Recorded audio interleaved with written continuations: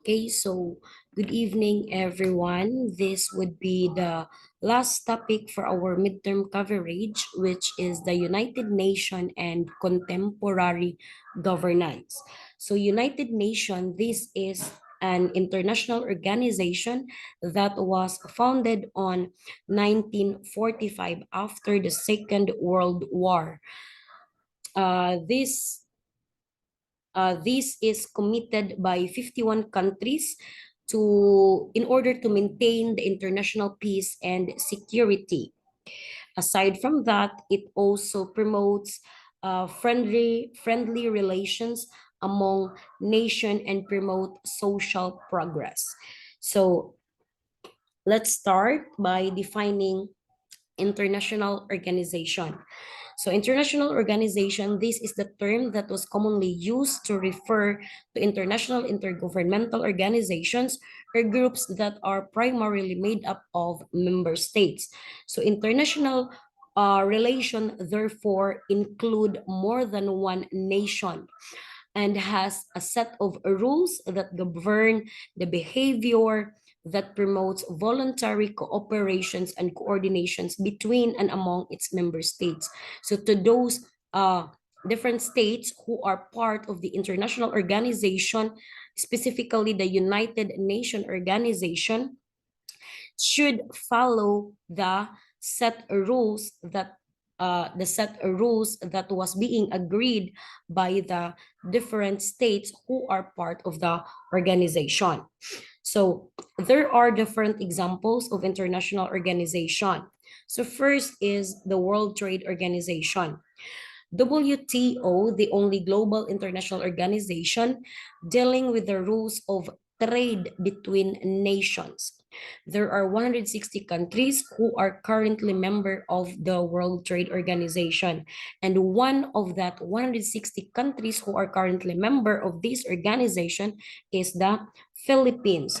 So the World Trade Organization guarantees the trade flow as freely as possible. So they assure the member of the WTO, these organizations, that they can freely import and export products across borders. World Trade Organization also administers a trade agreement. Unsa man ang trade agreement nga atong ginaingon? It is any contractual agreement between states concerning their trade relationship.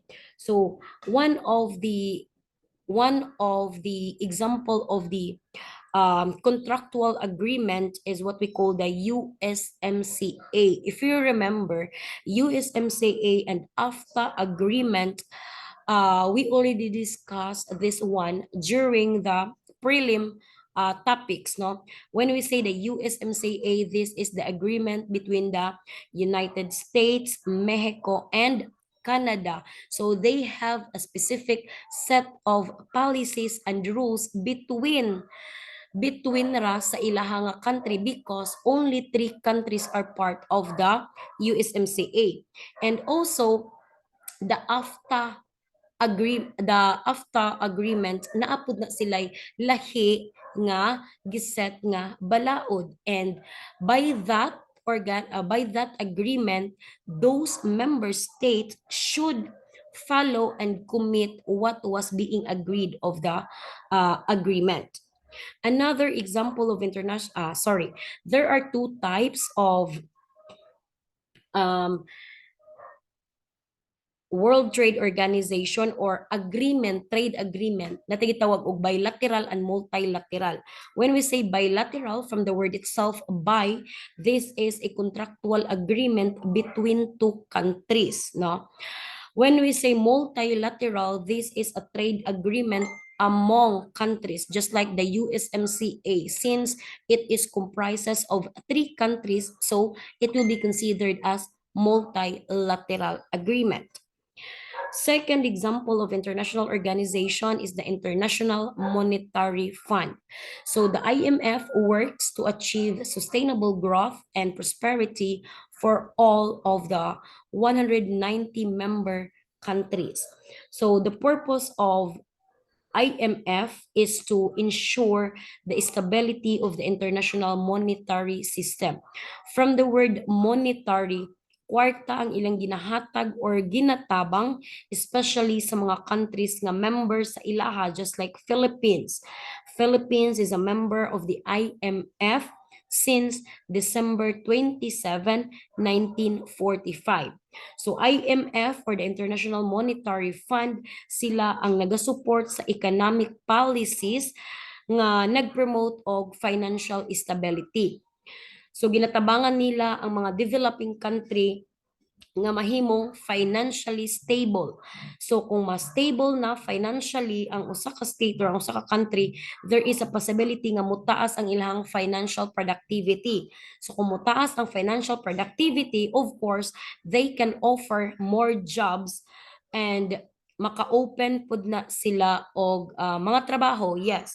And of course, it could, by that way, it could reduce the poverty around the world, specifically in the specific state. Third is the World Bank. World Bank provides financial support to developing countries and is owned by 189 countries. So we all know that bank is the largest source of financial assistance to developing countries like Philippines. World Bank nag-offer ni sila og a loan with lowest interest, no. The role of the World Bank is gonna reduce nila ang poverty. In what particular way? In a way nga nagapautang sila og kwarta sa mga developing countries in order nga ma-improve ang ilahang economy, just like what happened during the Marcos regime. So the international relations scholars Michael N. Barnett and Martha Finmore listed the following powers of the international organization. So IOS have the power of classification. They create powerful global standards. For example, it is the UN High Commissioner for Refugees defines what a refugee is. So when we say global standard, it means this is a regulatory principle that is globally acceptable. When we say refugee, these are people who have fled because of war, violence, conflict, or prosecution who finds safety from other country. So mao ni sila, when we say refugee, mao ni sila mga tao nga nitakas sa ilahang country tungod sa possibility sa war, violence, or prosecution in order for them because they don't want to be involved in the chaos that is happening in their country. So dito sila mangita og safety sa other nga country. Second power of international organization is IOS have the power to fix meaning. So various terms like security or development need to be well defined. So sila ang naghatag ana og clearer definition and meaning. States, organizations, and individuals view IOS as a legitimate source of information. So to those states, to those organizations who are part of the international organization, only the international organization ang ilang gi-consider nga legitimate source of information. So kung international organization, mo po siya og dictionary nga mao siya ang naghatag og well-defined terms and meaning of a specific information. Third power of international organization is that IOS have the power to diffuse norms. IOS do not only classify and fix meanings, but rather they also spread their ideas across the world, thereby establishing global standards. So what do we mean by diffuse norms? When we say diffuse meaning, ilang i-spread, spreading out from the large area, ipalaganap, ipakatag. So when we say norms, this is the accepted code of conduct that may not be strict as law. Kaya kung balaod, whether we like it or not, we are obliged to follow mandatory nga atong sundon. However, the norms regulates the behavior. It regulates the behavior. In other words, norm is a code of conduct that is widely acceptable. So let's move on to the United Nations. United Nations, this is the most prominent international organization in the contemporary world. When we say contemporary world, makabagong mundo. The United Nations, after the collapse of the League of the Nations at the end of World War II, countries that worried about another global war began to push for the formation of a more lasting international league. That the result was the creation of the United Nations. Although the organization is far from the perfect, it should be emphasized that it has to be far achieve its primary goal of averting another global war. So United Nations was created in order to maintain the peace and security of each member states. No? Tungod kay ang mga states or ang mga countries na hadlok sila nga base na po yung mabuo or ma-form nga another war. So they try and they tend to push the formation of the United Nations. The World War II was started on September 1, 1939 and nahuman siya September 2, 1945. So World War II was 6 years nga war. So expected nga sa 60 years rather 40 to 50 million katao ang mga nangamatay, and that war was cost $40 million nga nausik. Mao na nga after the World War on October 24, 1945 na found ang United Nations because the states and the countries foresee that the United Nations is the solution to uh to to to eliminate and eradicate the formation of the World War. So the United Nations was founded again on October 24, 1945 at San Francisco, California, United States. So United Nations, it is a global diplomatic and political organization dedicated to international peace and stability. There are currently 193 United Nations member states. So the primary and the main function of the United Nations is to preserve the international peace and security. It is also the responsibility of the United Nations to maintain sa kalinaw sa tibuok kalibutan aron di na mabalik ang world war that caused so much problem in every affected states and countries. So United Nations organization will not be hindi siya mahimong successful without the 5 active organs of the United Nations. So the 5 active organs of organization is first the General Assembly. General Assembly, the United Nations General Assembly is the chief policy-making and representative body of the United Nations.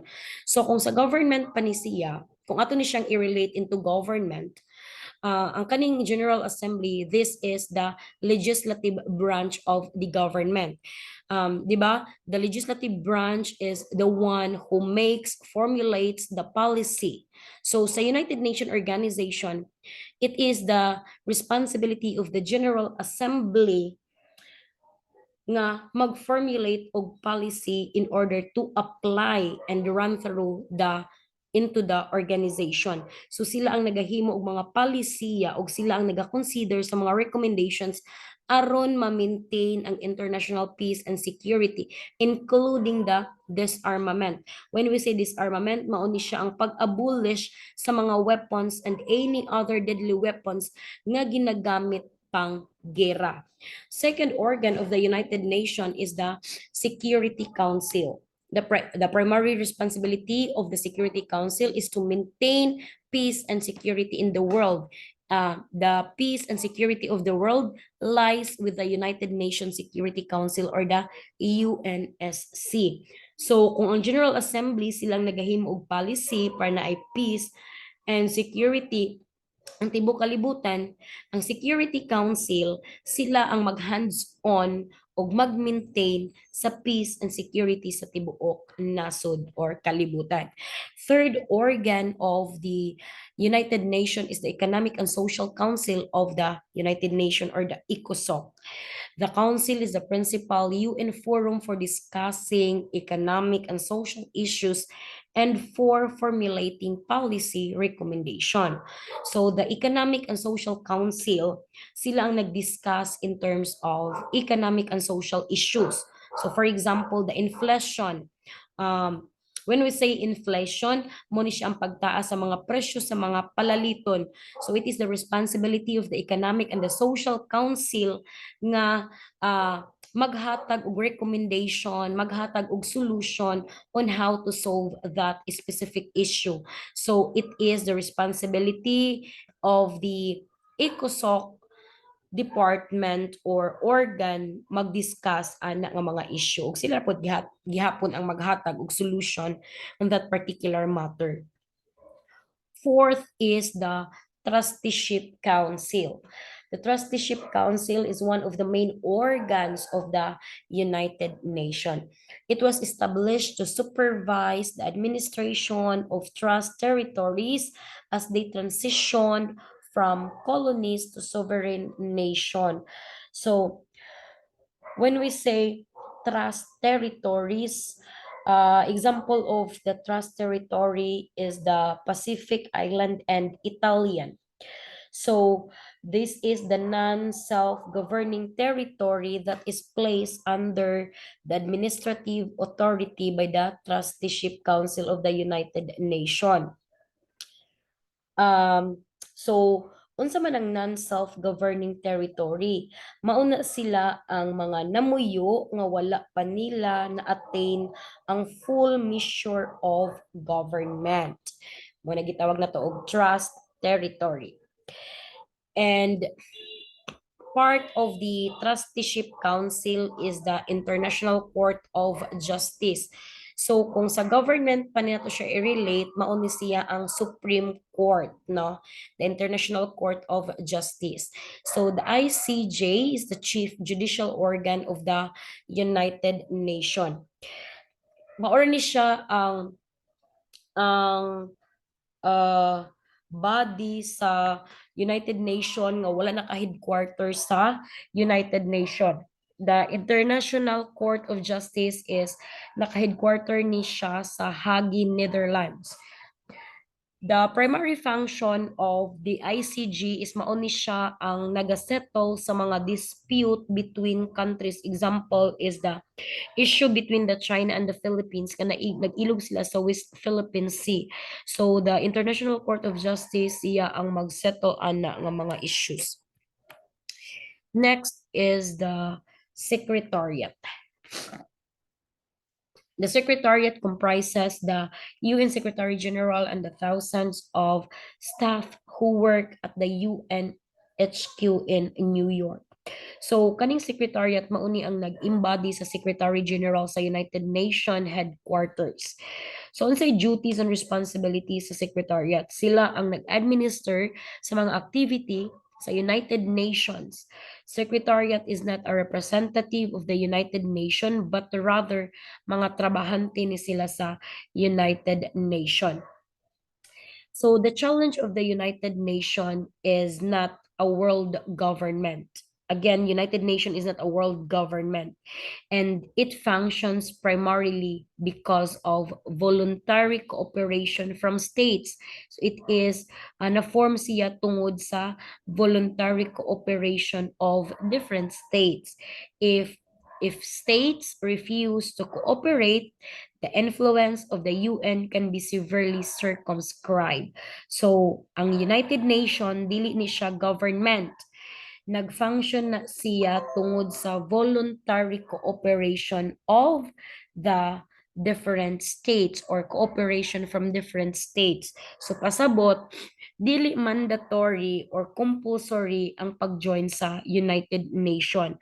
So the specific state have a free will, no? Nasa decision, nasa decision whether to be part of the United Nations organization or not. So dili na moabot ang problema sa United Nations nga kung naay states nga dili member sa UN, then naa for example violence like human violence, walay katungod ang United Nations nga manginlabot ana kay basically that specific state is not part of the organization. So again, for the conclusion, global governance is such a complex issue, and international organizations are highlighted because they are the most visible symbols of global governance. The UN in the particular is the closest to a world government. Again, United Nations is not a world government but closest to a world government. So ang mga international organization is gina-highlight na sila as symbol of global governance. So ang global governance is gina-consider na siya as complex issue. Why? Because ang global governance gina-bring together niya ang diverse sa usa ka country or sa usa ka state, and knowing that every country has different culture, every country has possess each different belief traditions, no, practices nga gina-possess na nga andan, gina-implement, gina-practice sa mga tao living on that particular states, no. So this that ends with our topic, the United Nations and the global governance. So for your assessment, kindly answer the following questions in a 142 paper to be submitted on Friday.